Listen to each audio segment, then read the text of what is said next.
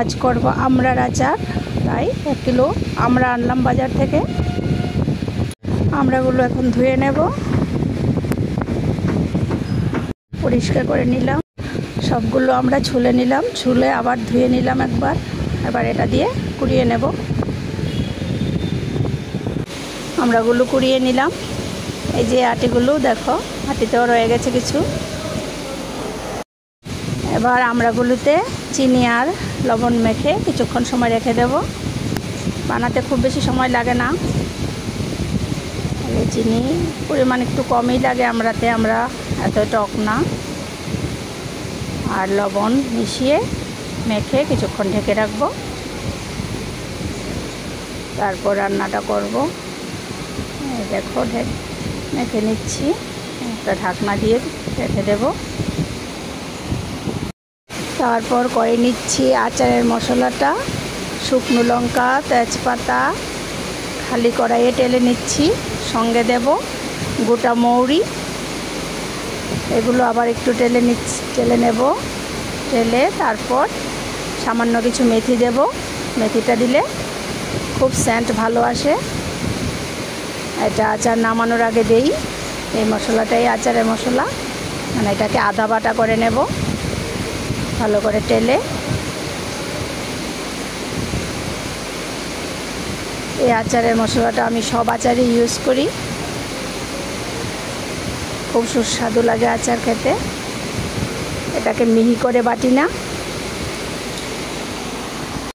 এই যে মশলাটা পাটায় নামিয়ে নিলাম, এখন এটাকে আদা বাটা করে নেব।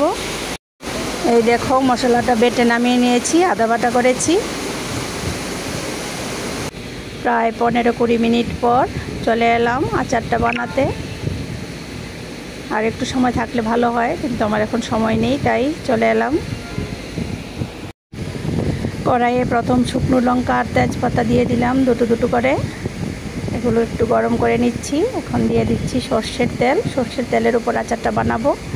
সর্ষের তেল দিয়ে করলে আচারটা অনেক দিন ভালোভাবে সংরক্ষিত থাকে, তাই এটা এভাবেই করছি। তেলটা একটু গরম হোক ভালো করে। তেলটা ভালো করে গরম হলে দিয়ে দেব গোটা মৌরি আর সর্ষে, সাদা সর্ষে দুটো দেব ফোড়নে। তেলটা প্রায় গরম হয়ে গেছে, এখন দিয়ে দেব গোটা মৌরি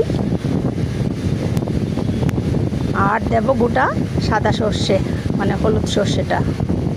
এগুলো ভাজা ভাজা হলেই দিয়ে দেব মেখে রাখা, চিনি দিয়ে মেখে রাখা, চিনি লবণ দিয়ে আমড়াগুলো। চিনি লবণ দিয়ে আগে এগুলোকে মেখে রেখেছিলাম, এগুলোও দিয়ে দেব।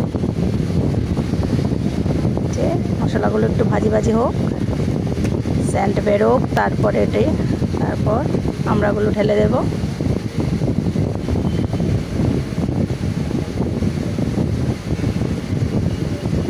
মোবাইলটা ধরে দিতে অসুবিধা হচ্ছে, মোবাইলটা রেখেই আমড়াটা ঢালবো।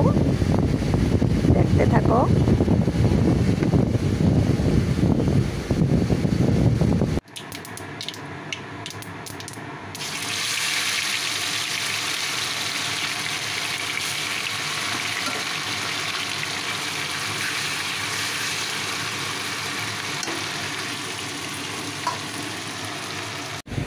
তেল ও মশলাগুলির সাথে মেখে রাখা আমড়াটা এখন ভালো করে মিশিয়ে নিচ্ছি। এভাবে কিছুক্ষণ রান্না করব।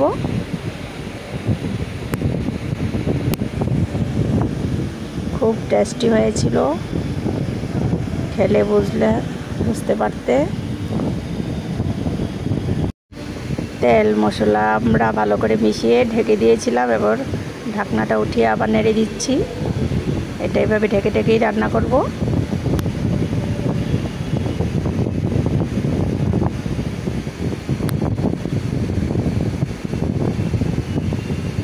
একবার ট্রাই করে দেখবে তোমরা, খুব টেস্টি হয়।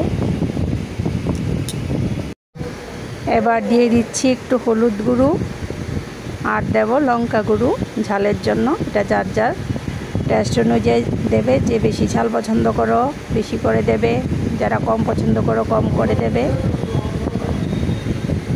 তারপরেও আবার ভালো করে মিশিয়ে নেড়ে চেড়ে, যত নাড়বে ততই এটা টেস্ট হবে। মশলা ভালো করে খাবে। আবার ঢাকা দিয়ে দেব।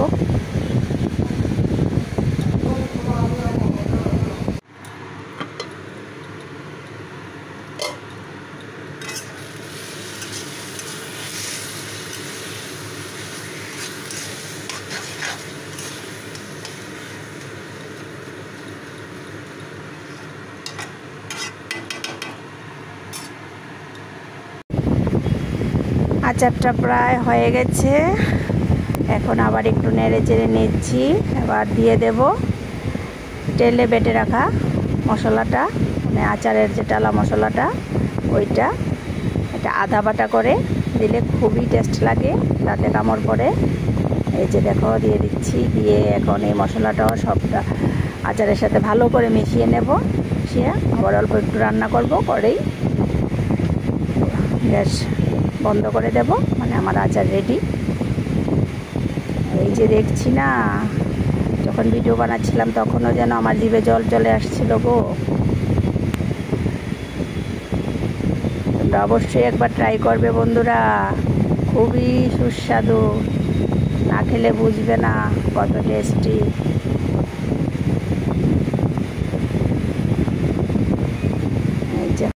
এই দেখো ঢাকাটা তুলিয়ে দেখাচ্ছি, আমার আচার কমপ্লিট হয়ে গেছে। গ্যাস বন্ধ করে দিয়েছি, তারপরেও তেলগুলো ফুটছে। এই দেখো আচার আমার কমপ্লিট। এবার একটু প্লেটে নিয়ে নিচ্ছি, খাবো, তার জন্য নিচ্ছি। কিন্তু সত্যি করে বলবো কি, একটু খাওয়ার পর মন ইচ্ছে করছিল পুরো কড়াইয়ের আচারটাই খেয়ে ফেলি। তোমরা অবশ্যই ট্রাই করবে আর জানাবে কেমন হলো।